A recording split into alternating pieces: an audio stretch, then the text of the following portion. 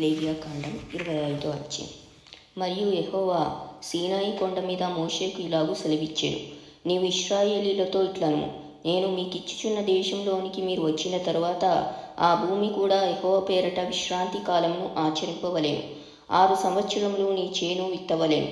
6 సంవత్సరములు నీ ఫలవృక్షముల తోటను బద్దించి దాని ఫలములను కూర్చుకొనవచ్చును.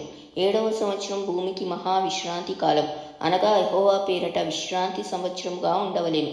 అందులో నీ చేను విత్తకూడదు, నీ ఫలవృక్షముల తోటను శుద్ధిపరచకూడదు, నీ కారు చేల పంటను కోసుకొనకూడదు, శుద్ధిపరచని నీ వృక్షఫలములను ఏరుకొనకూడదు. అది భూమికి విశ్రాంతి సంవత్సరం. అప్పుడు భూమి యొక్క విశ్రాంతి సంవత్సర సస్యము నీకును, నీ దాసునికిని, నీ దాసికిని, నీ జీతగానికిని, నీతో నివసించు పరదేశికిని ఆహారమగును. మరియు నీ పశువులకును, నీ దేశ జంతువులకును దాని పంట అంతయు మేతగా ఉండును. మరియు 7 విశ్రాంతి సంవత్సరములను, అనగా 7 ఏండ్ల గల సంవత్సరములను లెక్కింపవలెను. ఆ 7 విశ్రాంతి సంవత్సరముల కాలం 49 సంవత్సరములగును. 7వ నెల 10వ నాడు మీ స్వదేశమంతటా శృంగనాదము చేయవలెను. ప్రాయశ్చిత్తార్థ దినమున మీ దేశమంతటా శృంగనాదము చేయవలెను. మీరు ఆ సంవత్సరమును, అనగా 50వ సంవత్సరమును పరిశుద్ధపరిచి మీ దేశవాసులందరికీ విడుదల కలిగినదని చాటింపవలెను. అది మీకు సునాదముగా నుండును. అప్పుడు మీలో ప్రతివాడు తన స్వాస్యం తిరిగి పొందవలెను. ప్రతివాడు తన కుటుంబమునకు తిరిగి రావలెను. ఆ సంవత్సరము, అనగా 50వ సంవత్సరం మీకు సునాద కాలము. అందులో మీరు విత్తకూడదు, కారు పంటను కోయకూడదు, శుద్ధిపరచని నీ ఫలవృక్షముల పండ్లను ఏరుకొనకూడదు. అది సునాద కాలము, అది మీకు పరిశుద్ధమగును. పొలములో దానంతటా అదే పండిన పంటను మీరు తినెదరు. ఆ సునాద సంవత్సరమున మీలో ప్రతివాడు తన స్వాస్యం మళ్ళా పొందవలెను. నీవు నీ పొరుగువానికి వెలకు ఇచ్చిన దేని విషయంలో కానీ, నీ పొరుగువాని దగ్గర నీవు కొనిన దేని విషయంలో కానీ మీరు ఒకరినొకరు బాధింపకూడదు. సునాద సంవత్సరమైన తరువాత గడిచిన ఏండ్ల లెక్క చొప్పున నీ పొరుగువాని యొద్ద నీవు దాన్ని కొనవలెను. పంటల లెక్క చొప్పున అతడు నీకు దాన్ని అమ్మవలెను. ఆ సంవత్సరం లెక్క హెచ్చిన కొలది దాని వెల హెచ్చింపవలెను. ఆ సంవత్సరం లెక్క తగ్గిన కొలది దాని వెల తగ్గింపవలెను. ఏలైనగా పంటల లెక్క చొప్పున అతడు దాన్ని నీకు అమ్మెను గదా. మీరు ఒకరినొకరు బాధింపక నీ దేవునికి భయపడవలెను. నేను మీ దేవుణ్ణైన యెహోవాను. కాబట్టి మీరు నా కట్టడలను, నా విధులను గైకొని వాటిని అనుసరించి నడుచుకొనవలెను. అప్పుడు మీరు ఆ దేశంలో సురక్షితంగా నివసించెదరు. ఆ భూమి ఫలించును. మీరు తృప్తిగా భుజించి దానిలో సురక్షితంగా నివసించెదరు. 7వ ఏటా మేము ఏమి తిందుము? ఇదిగో మేము చల్లను పంట కూర్చను వల్ల గాదే అనుకుందరేమో. అయితే నేను 6వ ఏట నా దీవెన మీకు కలుగునట్లు ఆజ్ఞాపించేదను. అది 3 ఏండ్ల పంటను మీకు కలుగజేయును. మీరు 8వ సంవత్సరం నా విత్తనములు విత్తి 9వ సంవత్సరం వరకు పాత పంట తినేదరు. దాని పంటను కూర్చు వరకు పాతదాన్ని తినేదరు. భూమిని శాశ్వత విక్రయం చేయకూడదు. ఆ భూమి నాదే. మీరు నా యొద్ద కాపురమున్న పరదేశులు. మీ స్వాస్యమైన ప్రతి పొలము మళ్ళా విడిపింపబడినట్లుగా దాన్ని అమ్ముకొనవలెను. నీ సహోదరుడు బీదవాడై తన స్వాస్యంలో కొంత అమ్మిన తరువాత అతనికి సమీప బంధువుడు విడిపింప వచ్చిన ఎడల తన సహోదరుడు అమ్మిన దాన్ని అతడు విడిపింపవచ్చును. అయితే ఒకడు సమీప బంధువుడు లేకయే దాన్ని విడిపించుకొనుటకు కావలసిన సొమ్ము సంపాదించిన ఎడల దానిని అమ్మినది మొదలుకొని గడిచిన సంవత్సరం లెక్కించి ఎవరికి దాన్ని అమ్మెనో వారికి ఆ శేషం మరలా ఇచ్చి తన స్వాస్యంను పొందును. అతనికి దాని రాబట్టుకొనుటకై కావలసిన సొమ్ము దొరకని ఎడల అతడు అమ్మిన సొత్తు సునాద సంవత్సరం వరకు కొనిన వాని వశంలోనే ఉండవలెను. సునాద సంవత్సరంన అది తొలగిపోవును. అప్పుడు అతడు తన స్వాస్యమును మరలా పొందును. ఒకడు ప్రాకారం గల ఊరిలోని నివాస గృహమును అమ్మినేడల దాని అమ్మిన దినం మొదలుకొని నిండు సంవత్సరంలోగా దాన్ని విడిపింపవచ్చును. ఆ సంవత్సర దినములలోనే దాన్ని విడిపించుకొనవచ్చును.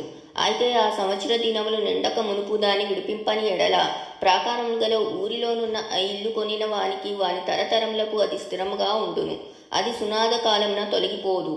చుట్టూను ప్రాకారములు లేని గ్రామములలోని ఇండ్లను వెలి పొలములుగా ఎంచవలెను. అవి విడుదల కావచ్చును. అవి సునాద కాలంలో తొలగిపోవును.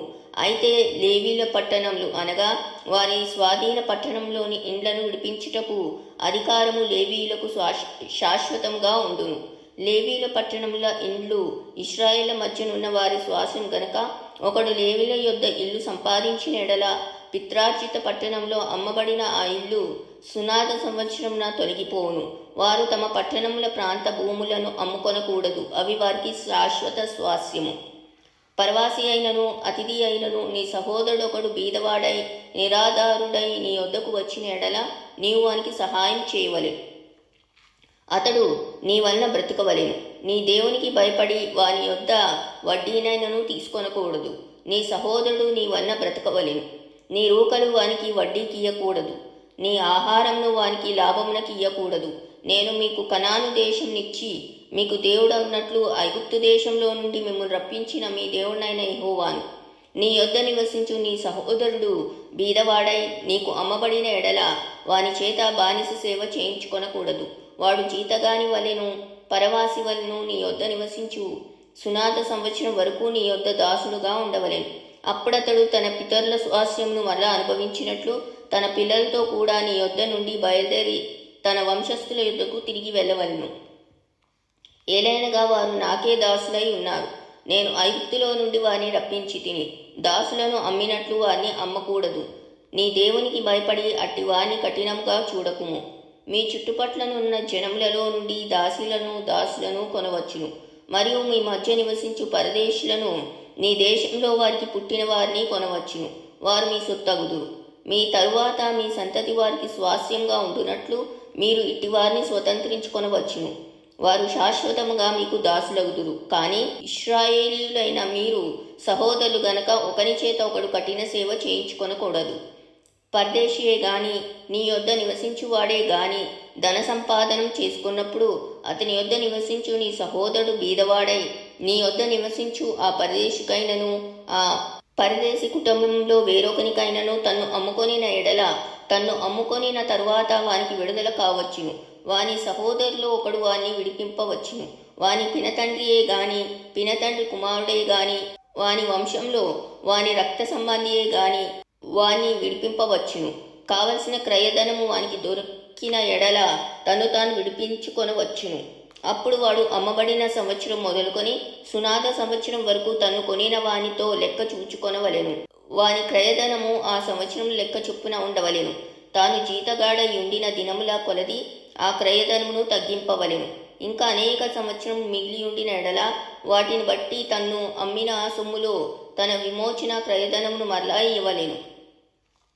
సునాద సంవత్సరమునకు కొన్ని సంవత్సరంలే తక్కువైన ఎడల అతనితో లెక్క చూచుకొని సంవత్సరముల లెక్క చొప్పున తన విమోచన క్రయధనమును అతనికి చెల్లింపవలెను.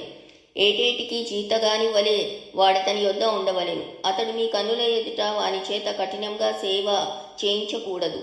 అతడు ఈ రీతిగా విడిపింపబడని ఎడల సునాద సంవత్సరమున వాడు తన పిల్లలతో కూడా విడుదల నొందును.